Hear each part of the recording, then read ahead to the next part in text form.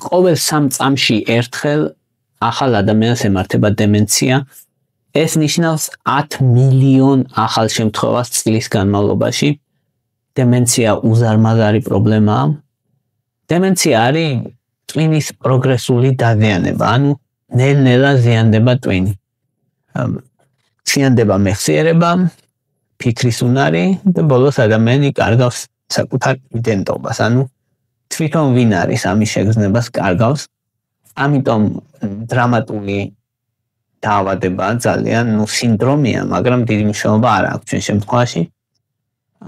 დემენციის დროს ჩუმად ზიანდება ნერვული უჯრედები, თითო-თითოდ, ნელ-ნელა, წლების განმავლობაში, 10 წლეულობის განმავლობაში ზოგჯერ.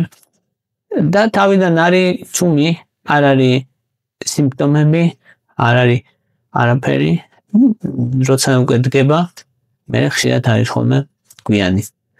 მაგრამ საბედნიეროდ, თუ კი ყურადღებით ვიქნებით, შეიძლება მისი შემჩნევა რამდენიმე წლით ადრე და კარგი ამბავი ის არის, რომ დემენციის პრაქტიკულად ნახევრის, თითქმის 50%-ის თავიდან აცილება შეიძლება ვიმოქმედებთ. ამიტომ ჩვენი მიზანი გამოდის ორი. ერთი რომ ადრეულად შევამჩნიოთ, თუ დემენცია იწყება და მეორე შეიძლება დროზე უმკურნალოთ და გავაკეთოთ ის, რისი გაკეთებაც შეიძლება. იმისთვის რომ ნათელი წარმოდგენა შეგვექმნას დემენციაზე, კარგია თუ დავყოფთ მას ეტაპებად. ხო, იმიტომ რომ ეს არ არის მომენტალური პროცესი. ეს არ არის რომ ვთქვათ ადამიანმა მოიტეხა ხელი და მოტეხილ ხელს უმკურნალოთ. ასე არ ხდება.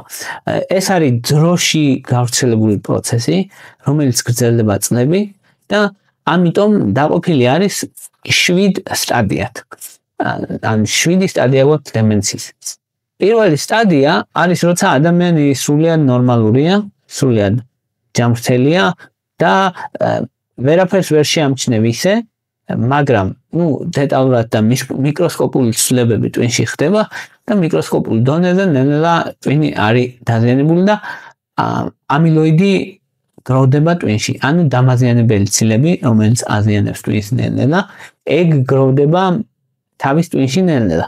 თუმცა ადამიანი ვერაფერს ვერ ამჩნევს, ჩვეულებრივ ფუნქციონირებს, ვერც ტესტებით ვერ შეამჩნევ, ისიც ნორმაში იქნება, გაუზომე მეხსიერება, ნაზროვნების უნარი ან ასე, ნორმაში იქნება ყველაფერი, მაგრამ ეს ტვინის დაზიანება ნელ-ნელა გრძელდება დროთა განმავლობაში.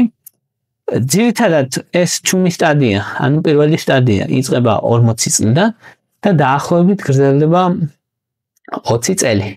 ზოგჯერ 25, ზოგჯერ 15 გააჩნია ადამიანს და ამის მერე, ანუ უკვე პირველი სტადიის მერე, უკვე იწყება მეორე სტადია, რომლის დროსაც სიმპტომები გამოჩენას იწყებს.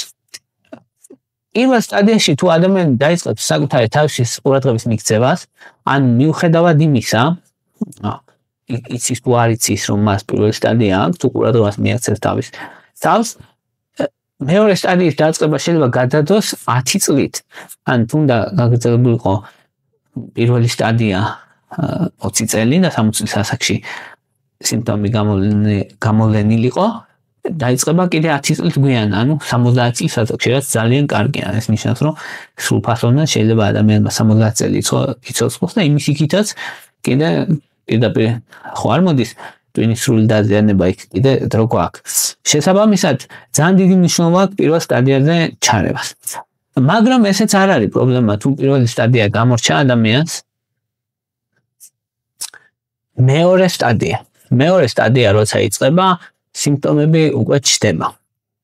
სიმპტომები ჩნდება, ანუ ადამიანი გრძნობს, რომ რაღაც ისე არ არის. ძირითადად იწყება ხოლმე მეორე სტადია 50 წლის ზევით, 50-დან 55-დან ძირითადად 60 წლისთვის, 60 და რაღაცი ადრეული 60-იანი წლებიდან. იწყება მეორე სტადია. ადამიანი გრძნობს, რომ მეხსიერება უარესდება და თვითონ ამჩნევს მაგას, ანუ მისთვის არის შემჩნევადი, სხვებისთვის არ არის. მადლობა რომ დაინტერესდი.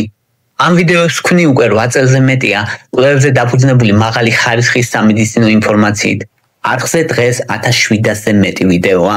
თუ აქ მიღებული ცოდნა გეხმარება და გაქვთ საშუალება, მხარი დაუჭირე არხს დონაციით. შენი მხარდაჭერით მეტ ადამიანს დაეხმარები იცხოვროს უკეთესი ჯანმრთელობით. I'm very twice მისი ოჯახის წევრები რომ ამ ადამიანს დემენციის ნიშნები აქვს, მაგრამ თვითონ ამ შენს რომ რაღაც ისე არ არის და იტყვის რომ აი ბოლო ხანებში უფრო გულმავიწყი გავხდი. ან ისე აღარ მაქვს ფოკუსი როგორც მქონდა.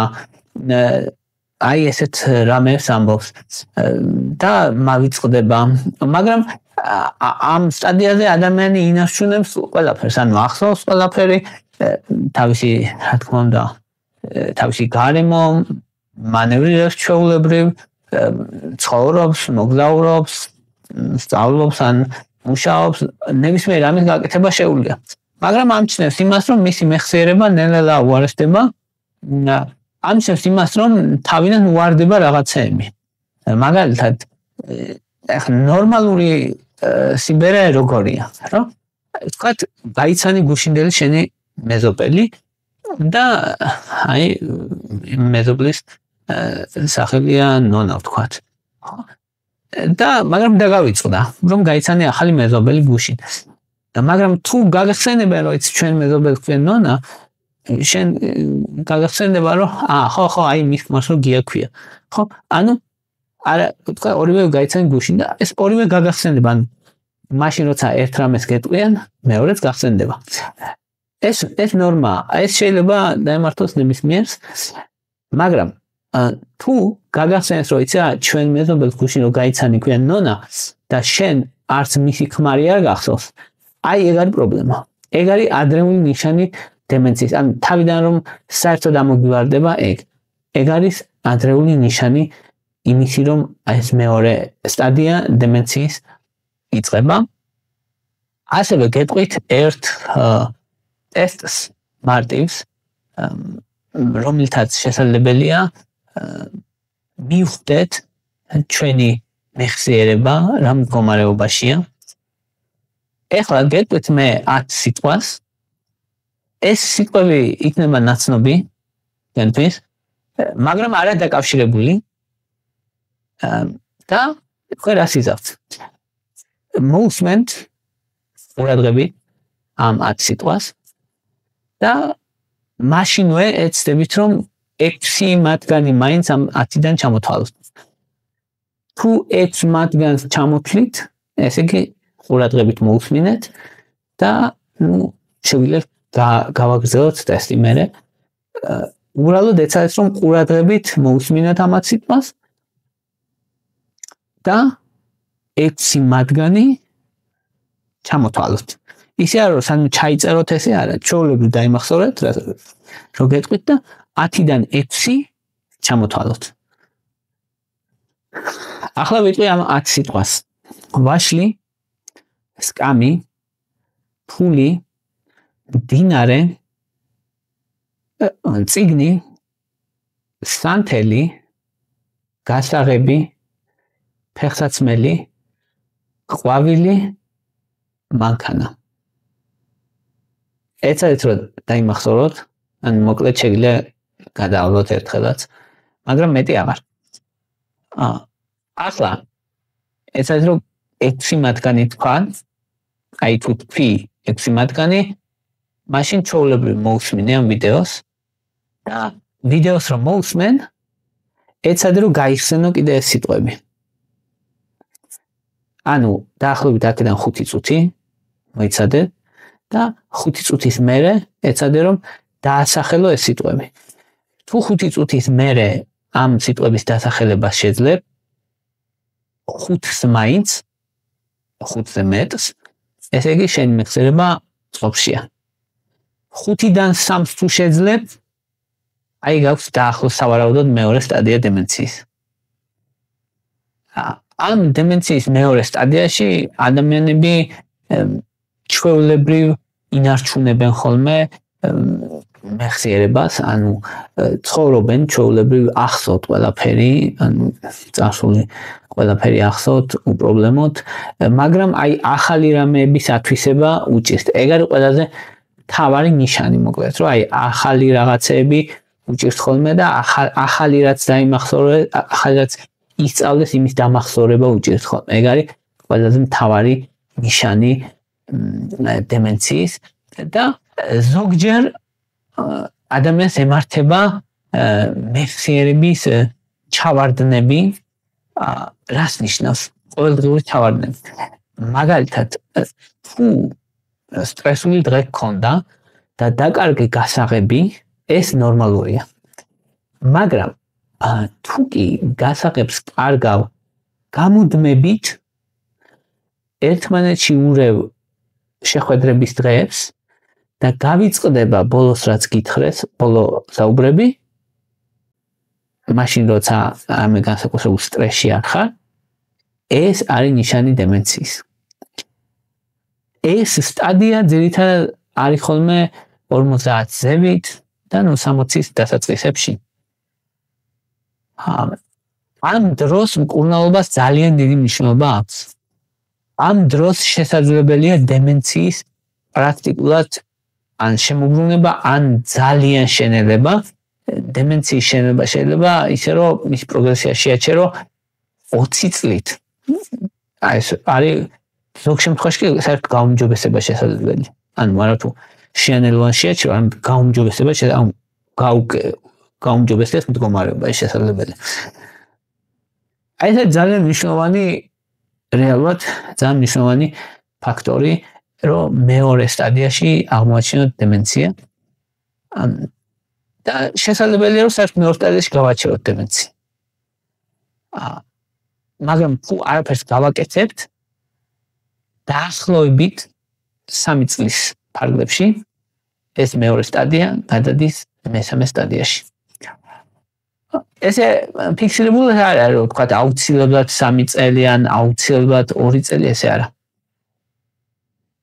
დაახლოებით 3 წლის ფარგლებში, ზოგჯერ 5 წლის შემდეგ გადადის მესამე სტადიაში, ზოგჯერ 2 და ასე. ეხლა მესამე სტადია როგორია? მესამე სტადია უკვე გაზომვადი მეხსიერების დაქვეითება აქვს ადამიანს. კომპლექსური დავალებების შესრულება უჭირს. დაგეგმა, ორგანიზება, გახსენება რაღაცების უჭირს. მეგობრები, ოჯახის წევრები ამჩნევენ უკვე რაღაცას, რომ ან მისი ქცევა ისეთი არ არის როგორც იყო. და მესამე სტადია არის უკვე წინა პირობა ალცჰეიმერის დაავადების.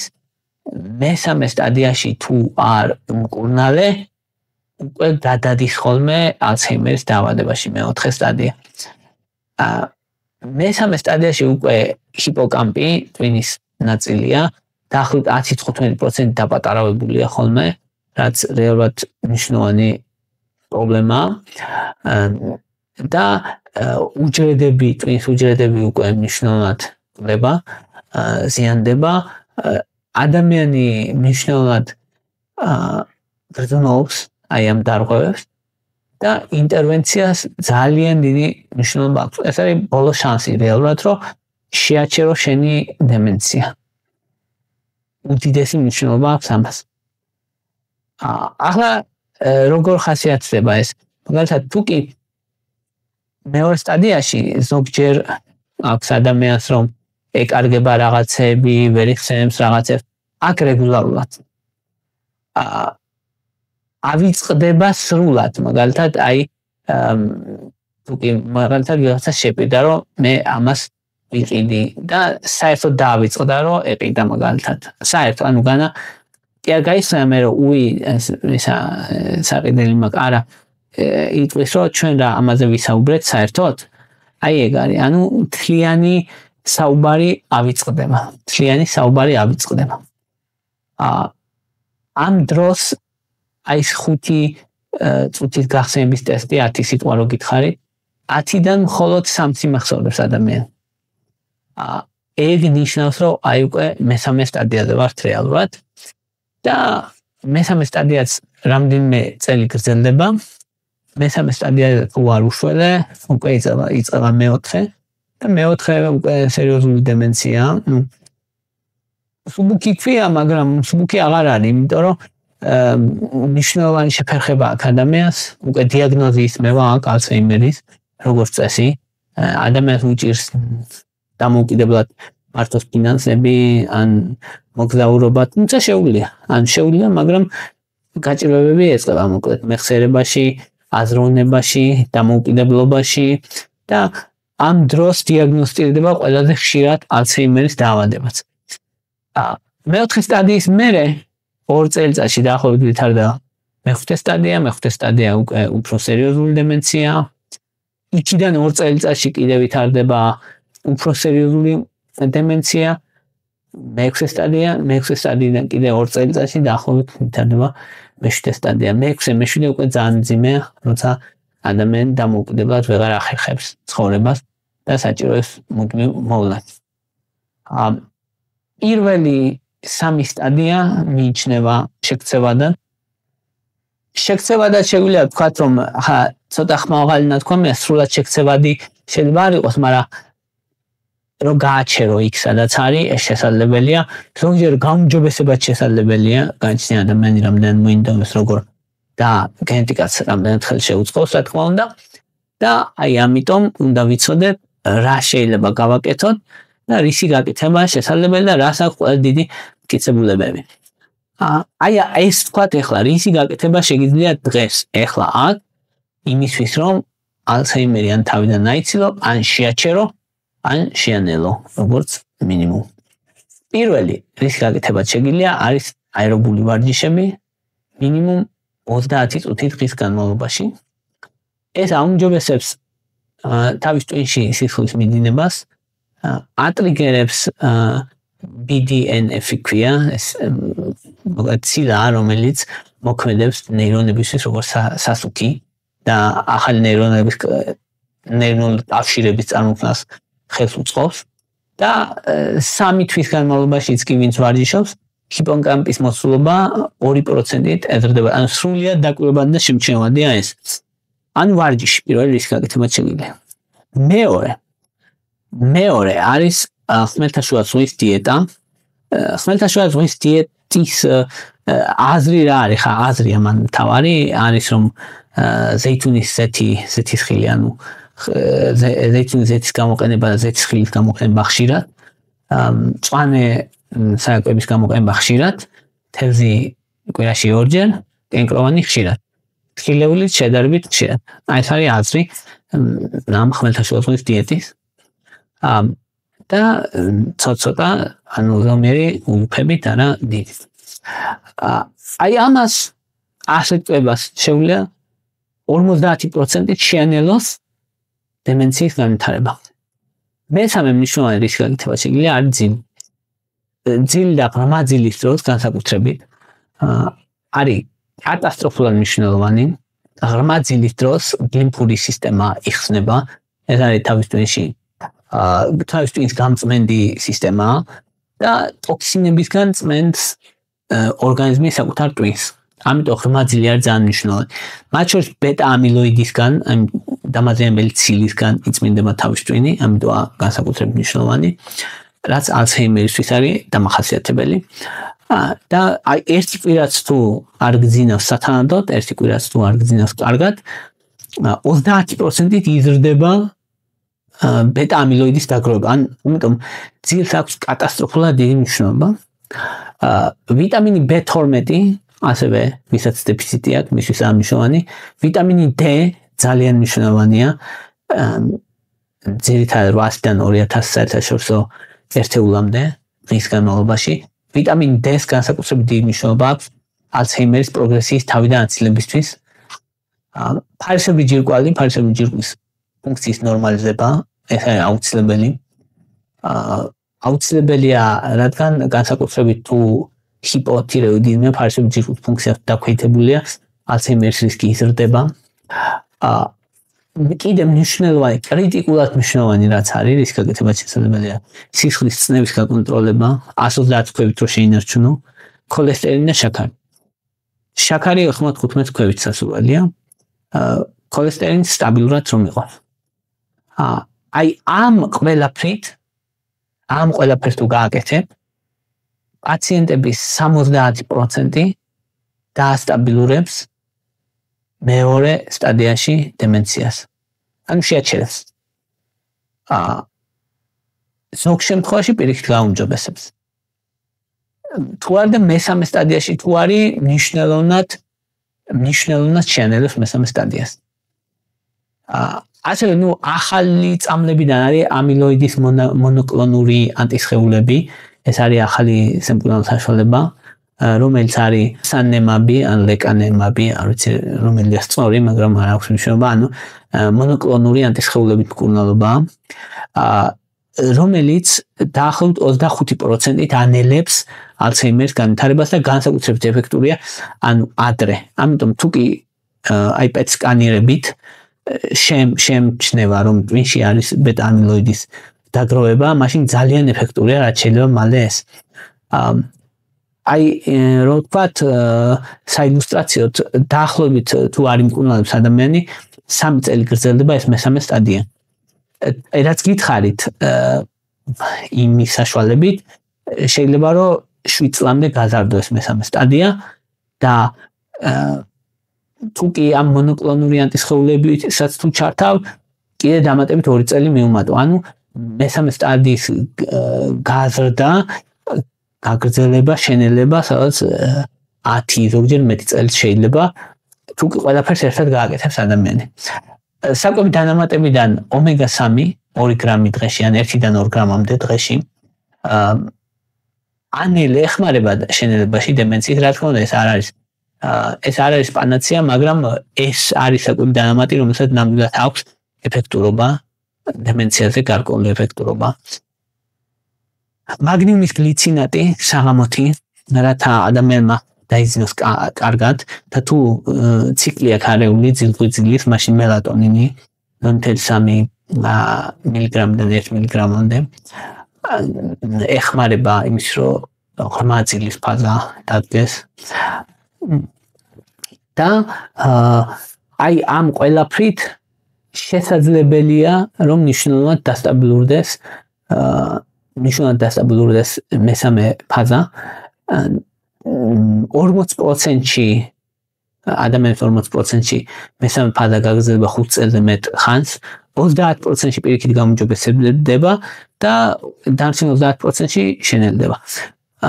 აი რო გითხარით თქვათ ის 6-7 წელი და 3 წელი და ეგენი, ეგ არის სულიად გასაშვალოებული ყველასთვის. თორე აი ვინც კურნალობს, მათი 40%-ში სულიად შესაძლებელია, რომ 5 წელი და მეტი დასტაბილურდეს მესამე ფაზა, 30%-ში გაუმჯობესება და დანარჩენ 30%-ში შენელდება, როგორც მინიმუმ. ანუ ყოველს აქვს აზრი ბრძოლას, კურნალობას. ვინც ეს 10 სიტყვის გახსენების ტესტი გააკეთეთ, დაწერეთ კომენტარებში, რამდენი სიტყვის გახსენება შეძელით. საინტერესო იქნება. ჯერ მაშინ რამდენი დაიმახსოვრეთ და მე 5 წუთის მერე რამდენი სიტყვის გახსენება შეძელით. საინტერესოა თქვენი შედეგები რომ დაწეროთ. რა თქმა უნდა, ძალიან დიდი მნიშვნელობა აქვს ასევე კოგნიტიურ ტრენინგს, ანუ მუდმივი ვარჯიში, ახალი რაღაცების სწავლა, კითხვა, გონებრივი თამაშები, ჭადრაკი, მუსიკა, ახალი ენის სწავლა, ამ რაღაცებს ძალიან დიდი მნიშვნელობა აქვს. იმისთვის რომ ასევე შევამციროთ ან თავიდან ავიცინოთ ალცჰეიმერის დაავადება. აი ეს იყო რის თქმაც მინდოდა. მადლობა რომ მისმენთ, მადლობა რომ გაინტერესებთ. თუ მოგწონთ ჩემი ვიდეოები, დალაიქეთ. თუ მოგწონთ ჩემი არხი, გამოწერეთ. მადლობა ინტერესისთვის.